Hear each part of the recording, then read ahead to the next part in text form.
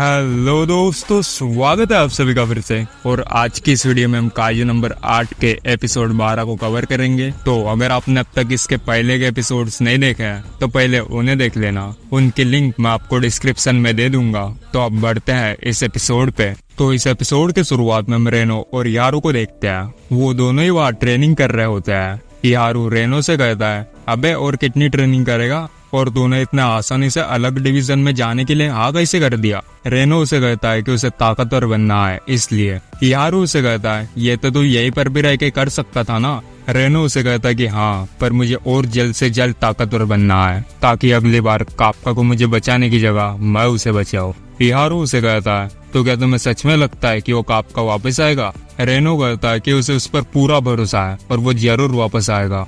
तभी फिर वहाँ 3 प्लेटून लीडर्स आते हैं। वो कहते हैं कि आज का ये दिन है और ये फैसला अब हो जाएगा कि काप्का के साथ अब क्या होगा, लेकिन तुम सब इसकी चिंता मत करो, वो जरूर वापस आएगा।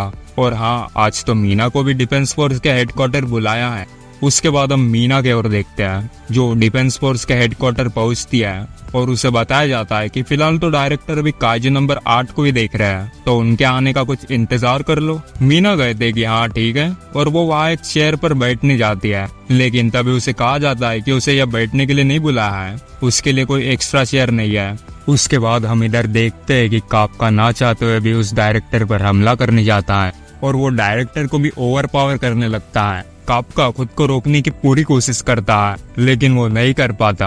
वो फिर डायरेक्टर पर अपने मुक्के की बारिश करने लगता है, जिसे देखकर डायरेक्टर कहता है, अगर मेरे पास काइजू नंबर 2 की शील्ड नहीं होती तो मैं तो खत्म था।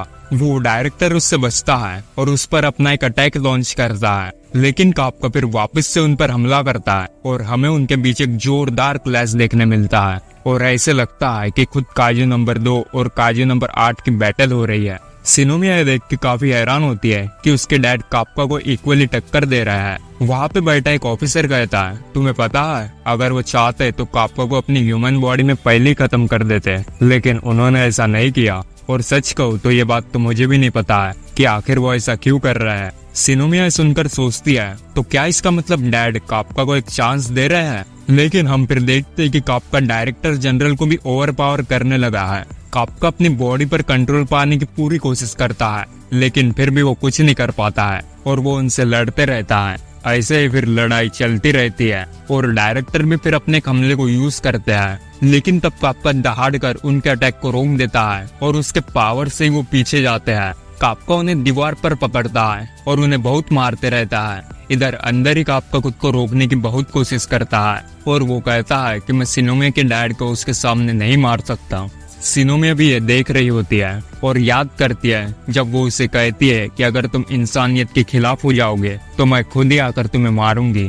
लेकिन सिनोमिया अब भी कहती है कि उसे काप्का के ऊपर पूरा भरोसा है। वो कहते हैं कि तुम उस छोटे काजू से नहीं हार सकते। उसके बाद हम अंदर ही काप्का को देखते हैं, जिसे वही काजू खा लिया होता है और ऐसे लगता है कि अब सब खत्म हो गया है। उसके बाद हम काइजू नंबर 8 को देखते हैं, जो डायरेक्टर को मारने ही वाला होता है। वो डायरेक्टर कहता है, मुझे तुम्हारे ऊपर कुछ उम्मीद तो थी, लेकिन अब लगता है कि ऐसा नहीं है। तभी हम फिर काप्का को देखते हैं, जिसे मीना दिखती है और उसे उसकी वो बात याद आती है कि वो उसके साथ लड़ने के लिए उसका इंतजार कर रही है। काप्का तभी होश में आता है और डायरेक्टर के सामने अपने हाथ को छाती में घुसा के कहता है कि मैं काइजू नहीं हूँ, ये मैं हूँ काप्का हिबिनु। और वो वही उसके सामने बेहोश होकर गिर जाता है और वो इंसान में बदलने लगता है। डायरेक्टर कहता है, उसके ऊपर से वेपन हटाओ। और तभी हम देखते हैं कि वह 1st डिवीजन का कैप्टन जेन नारुमी आया है और वो उस पर अपना वेपन ताने हुआ था। नारुमी कहता है, मैं तो कब से तुम्हारे इशारे के लिए खड़ा था, लेकिन तुमने तो मुझे बुलाया ही नहीं।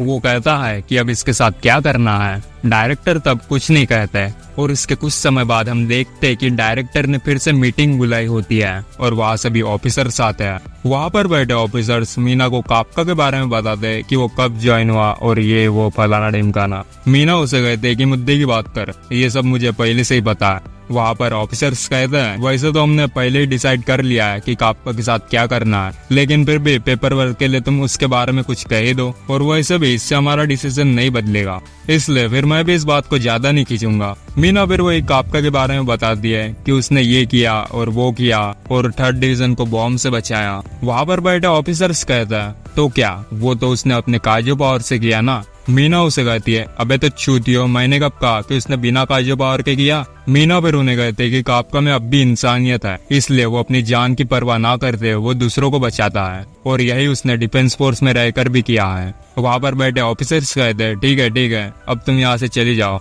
डायरेक्टर मीना को शुक्रिया कहते हैं और यहाँ से जाने को कहते हैं।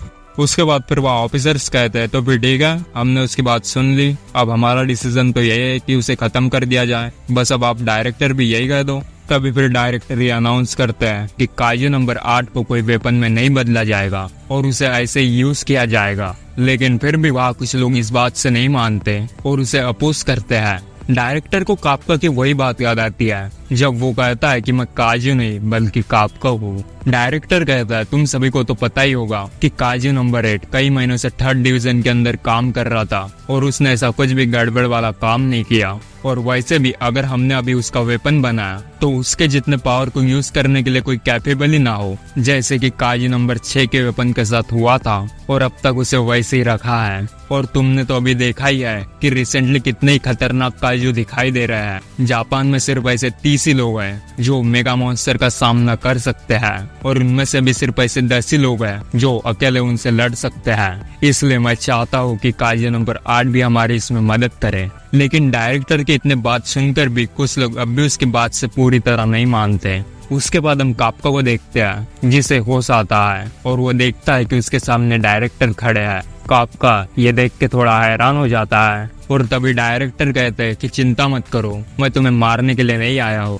काप्का कहता है अच्छा हुआ आपको कुछ भी नहीं हुआ, अगर आपको कुछ हो जाता तो मैं शिनोमिया को कैसे मुंह दिखाता। वो कहता है मैं अभी यहाँ जिंदा हूँ तो क्या इसका मतलब आपने मुझे इंसान समझ लिया है। तभी डायरेक्टर कहता है अगर तुम्हारे अंदर दिल होता तो तुम कब का मर जाते, लेकिन ऐसा नहीं है, इसलिए मैं अब भी तुम्हें काजू ही कंसिडर करता हूँ। हालांकि सब लोग अब भी तुम्हारे खिलाफ ही है, लेकिन मैं ये चाहता हूँ कि तुम अब भी जिंदा रहो और अपनी काबिलियत सबको दिखाओ। काप्का सोचता है तो ये मुझे एक वेपन के समान ही इस्तेमाल करना चाहता है। वो कहता है कि मैं आपको साबित करके दिखाऊंगा कि मैं एक डिफेंस फोर्स का ऑफिसर ही हूँ।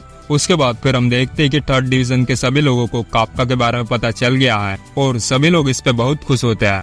उसके बाद हम किसी जगह पर काजू नंबर 9 को देखते हैं जो कहता है फाइनली अब मेरी बॉडी पूरी तरह से रेडी है, अब बस मुझे उस काजू की पावर को वापस लेना है जो कि गलत इंसानों के हाथों लग गई है। और ये एपिसोड यहीं पर खत्म होता है।